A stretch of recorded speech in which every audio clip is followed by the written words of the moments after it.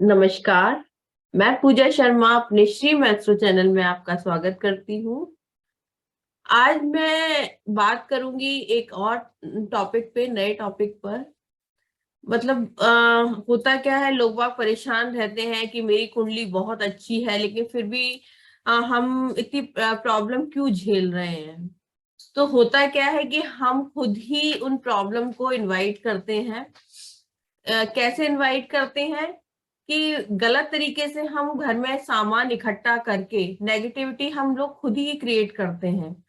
जैसे आज का इलेक्ट्रॉनिक्स का जमाना है, तो इतने सारे हमने मोबाइल्स ले लिए और लेके, मतलब जो पुराना खराब हो गया है वो भी हमने अंदर संभाल के रख दिया, जो खराब हो गया है उसे फेंका नहीं, लेके वो भी हमने स्टोर करके रख दिया। हेडफोन, ईयरफोन, तरह तरह की जो इलेक्ट्रॉनिक आइटम है वो हम इकट्ठा करते हैं। जो नए आए हैं उसको यूज कर रहे हैं, पुराने को अंदर डंप कर दिया।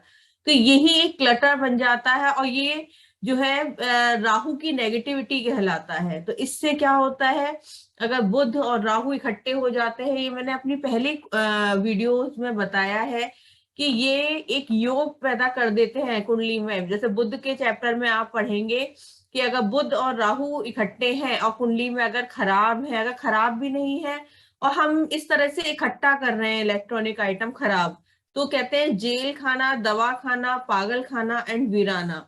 मतलब इस तरह से इसको, इसके बारे में जगह जगह लाल किताब में लिखा हुआ है। तो ये बुध और राहु की ही आइटम है जो हम सुन रहे हैं। जो गाने, जो ये स्क्रीन, जो मोबाइल है, तो ये बुध शुक्र राहु का ही आइटम है। ये अगर खराब हो गया तो या तो इसको फेंक दीजिए या किसी को ऐसे को दे दीजिए कि जो सही करा के यूज कर ले। अगर कोई यूज करता रहता है तो अच्छा है, और नहीं तो ये नेगेटिविटी क्रिएट करता है। जो चीज 6 महीने से ज्यादा अगर घर में रख गई और वो यूज नहीं हो रही है तो नेगेटिविटी क्रिएट हो जाती है। पहले सब वॉचेस पहनते थे, रिस्ट वॉच का शौक था, लेकिन अब वो वॉचेस की जगह ये मोबाइल आ गए हैं, वॉचेस रखी हुई हैं। तो होता क्या है कि वो डंप हुई पड़ी हैं। सब पे कम से कम 10-15 वॉचेस तो होंगी तरह तरह की, क्योंकि अब भी लोग वह पहनते हैं लेकिन कम ही पहनते हैं। वो अंदर ही रख जाती हैं क्योंकि उसकी जगह मोबाइल ने ले ली है। तो जो अगर जो बंद पड़ी जो घड़ियां हैं वो भी बहुत नेगेटिविटी क्रिएट करती हैं, क्योंकि घड़ी जो है बुध की है। और अगर आप इस तरह से खराब घड़ियां घर में इकट्ठी करेंगे उससे भी नेगेटिविटी क्रिएट होगी, क्योंकि जो उसमें उसकी चाबी है वो राहु है, जो जिससे निडल्स होती हैं वो केतु है। तो बुध राहु केतु उसमें तीनों ही आ जाते हैं। तो अगर आपके घर में बंद घड़ियां हैं, या तो आप उसको यूज करना शुरू करिए, सेल डलवा के ठीक करा के आप या तो यूज करिए, नहीं तो उसको डिस्कार्ड करिए। अगर आप इस तरह से क्लटर इकट्ठा करेंगे तो आपके घर में नेगेटिविटी डे बाई डे बढ़ेगी। तीसरी चीज क्या है, मुर्दा फूल। जैसे बुध के लिए बोला गया है कि जिसका बुध खराब होता है, तो ऐसे लोगों को सूखे हुए ड्राई फ्लावर्स रखने का बड़े शौकीन होते हैं। या मार्केट में भी आते हैं, ड्राई फ्लावर्स आते हैं, उसको मतलब बार बार जो परफ्यूम डाल डाल के इसे यूज किया जाता है। तो वो भी हमें नहीं यूज करने चाहिए। अगर हमें फूलों का शौक है तो फ्रेश फ्लावर डेली मंगवाइए, और अगर वो खराब हो जाए तो उसको फेंक दीजिए। जो ड्राई फूल होते हैं वो भी बहुत नेगेटिविटी इकट्ठा करते हैं। दूसरे मुर्दा फूल क्या होते हैं, ये किसी के यहाँ जैसे होता है कि हम इतने साल बाद अस्थि विसर्जन करेंगे, तो वो भी मुर्दा फूल कहलाते हैं। तो इस तरह से अगर वो भी रखे हैं तो आपके घर में तंत्र मंत्र बहुत जल्दी हो सकता है, नेगेटिविटी बहुत जल्दी अट्रैक्ट हो सकती है। तो अगर इस तरह से है तो उसको भी डिस्कार्ड करिए।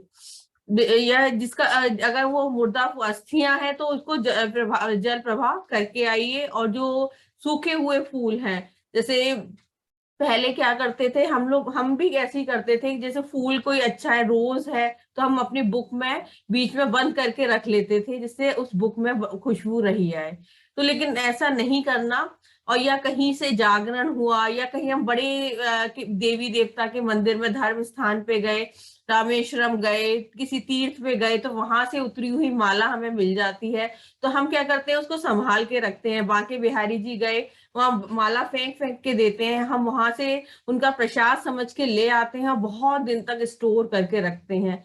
जो इस तरह की चीजें हम स्टोर करके रखते हैं, तो वो घर में बहुत नेगेटिविटी क्रिएट करती हैं। अगर इस तरह की है तो उसको या तो जल प्रवाह करिए, या आप अपने घर से हटा दीजिए। देखिए आप कितना रिलीफ रिलैक्स फील करेंगे। या घर में पहले तो लोग नीटिंग करते थे, स्वेटर बुनते थे, तो लेकिन अब तो सबने ये सब चीजें बंद कर दी हैं। अगर बंद हुए गोले, मतलब ऊन के गोले अगर आपके घर में पड़े हैं, या निवाड़ जिसमें चारपाई सिलने के काम आती थी, या रस्सी इस तरह की आपके घर में बंद पड़ी है, तो उसको भी हटा दीजिए।